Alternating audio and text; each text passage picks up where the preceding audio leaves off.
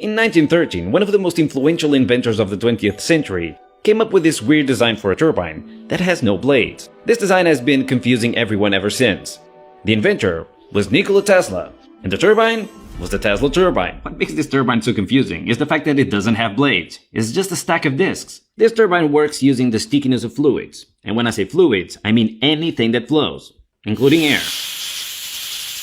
Air is not sticky, is it? Well, it actually is. Have you ever seen that trick in which you rotate a tomato using compressed air? The reason the tomato spins is because the air sticks itself to the tomato and imparts some of its movement into the tomato. I know what you're thinking. The tomato has irregularities, and those irregularities act as blades. If that is true, can you explain how I'm able to replicate the trick with this very smooth and spherical ping-pong ball? Yeah, it's stickiness.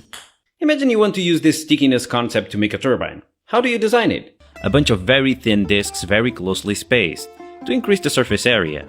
And maybe you put the discs inside a cylindrical casing and inject the high-speed fluid tangentially so it naturally spirals towards the center. As the fluid flows around the casing, it transmits its speed to the turbine in the smoothest way possible, without turbulence or losses, which means this turbine can in theory reach insanely high levels of efficiency. That sounds pretty good, doesn't it? But then again, we don't see the Tesla turbine anywhere nowadays. And the reason for that is because the Tesla turbine has a lot of speed, but no torque at all. Or at least that's what most people think. I found one that thinks the exact opposite. Tesla turbine gets great torque, especially at low RPMs. That's when it gets the most torque. The torque is proportional to the difference in the fluid speed and the disk speed. So when the disk is the slowest, the fluid speed is moving the fastest relative to the disk. Torque is the most. No regular turbines can handle wet steam or particulates in it. Over time, you'll just erode the blades down. Because of the design of the turbine, there's no mechanical things for the turbine or the fluid to smash into, and it's all actually through electronic adhesion or sticky. You can use a lower grade steam with it, which means you can use geothermal straight out of the pipe from the ground. Yeah. The salt, the minerals, the rocks, They're not gonna hurt it. Right now, I have the dyno test with compressed air that did only it was at 40 psi at the nozzle, 40 psi? Only 40 ps at the nozzle was 4,250 watts. I know Charlie seems like your average Nikola Tesla fanboy, but he's not. He's a physicist that saw the potential on this technology and decided to make it a reality. Look at that! Those are some pretty big discs. What are they made of? Like some special material like stainless steel or something like that? No, cheapo aluminum. Really? I'll show you one of these discs. They can take it? Absolutely.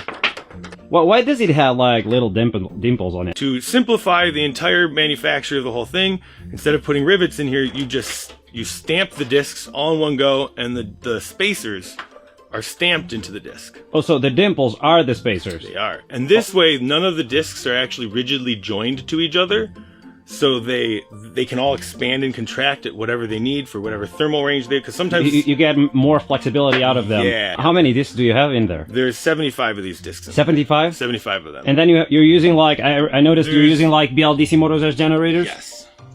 Two of them? Those are straight out of my RC car. Really? This is straight out of my RC car. And how much power again do you get out of those? They should be able to do 1,500 watts each at 12 volts and 300 or 3,000 watts at 24 volts. That would be like peak. Do you think we can give it a little test with compressed air? Yeah, but I have to get my compressor started.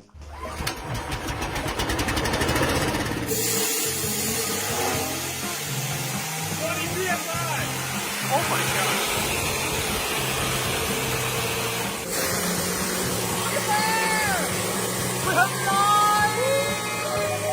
Okay, let's just pause for a second and appreciate the fact that this Tesla turbine is putting out 1200 watts of power, and this is just with 25 psi of compressed air. Imagine if you use steam. On his deathbed, Nikola Tesla actually said that the Tesla turbine is his favorite invention, which says a lot because this man had over 200 inventions to his name. This is how new technologies are brought to market, with makers tinkering in their garages. Well, this is everything for today. Thank you so much for watching, and remember, tomatoes are disgusting. See ya!